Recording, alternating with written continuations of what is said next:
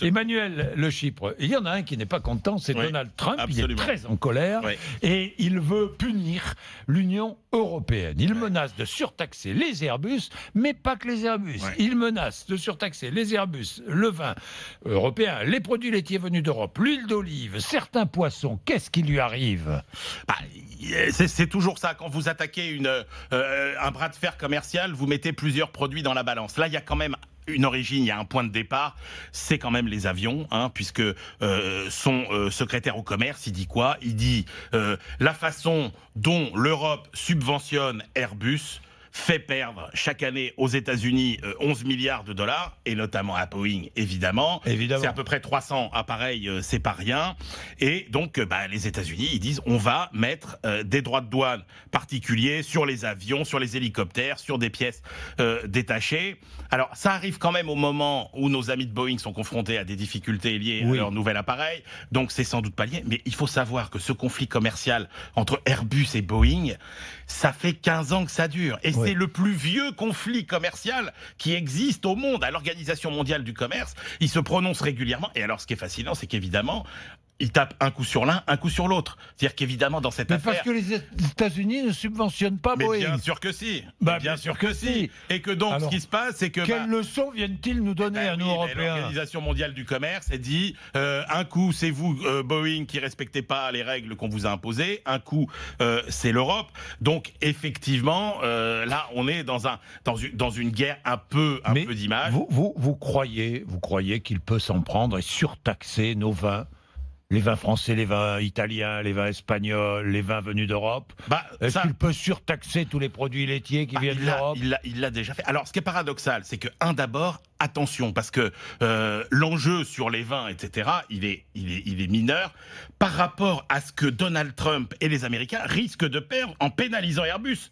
Parce que ce qu'il ne faut pas oublier, c'est que vous avez quand même tous ces Airbus qui sont assemblés aux États-Unis, qui font travailler des salariés américains. Il y a quand même une usine dans l'Alabama qui emploie 3000 personnes pour assembler les Airbus qui sont fabriqués aux États-Unis.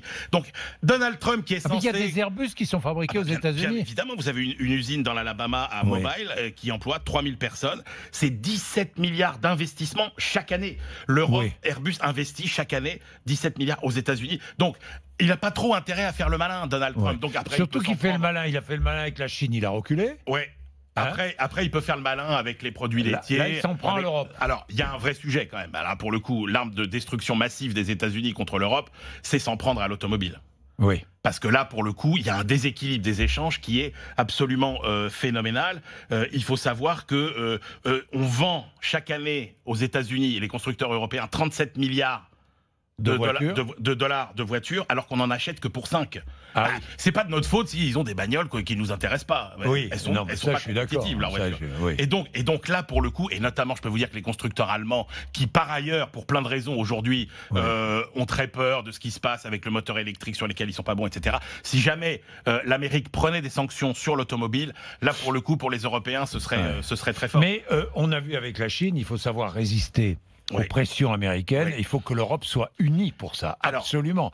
Ça, c'est indispensable. Oui, mais c'est ça qui est pas cohérent pour le coup dans l'attitude de Donald Trump avec Airbus et l'automobile, parce qu'on voit bien que l'objectif en attisant le conflit commercial automobile, c'était de diviser l'Europe. C'est de diviser l'Europe. Mais l'objectif de Trump depuis le début, c'est de diviser l'Europe. Oui, évidemment. Sauf que Jean-Jacques, là où c'est pas bien joué, c'est que en s'attaquant à Airbus, au contraire, il ressoude les Européens. Parce que Airbus, c'est quand même un grand projet dans lequel la plupart des pays européens sont impliqués. Vous avez les Espagnols, les Anglais, les Allemands, les Italiens, les Français. Et donc, s'attaquer à Airbus, quelque part, c'est un peu ressouder l'Europe. Donc là, il y a un effet d'opportunisme qui est clairement lié à l'affaire Boeing. L'idée, c'est de faire oublier un petit peu cette affaire des deux cracks qui fait tant de mal à Boeing. Merci Emmanuel Le Chypre. On vous retrouve sur BFM Business avec un immense plaisir et vous venez quand vous voulez. Et avec toujours beaucoup de plaisir. Vous le savez. Merci Emmanuel.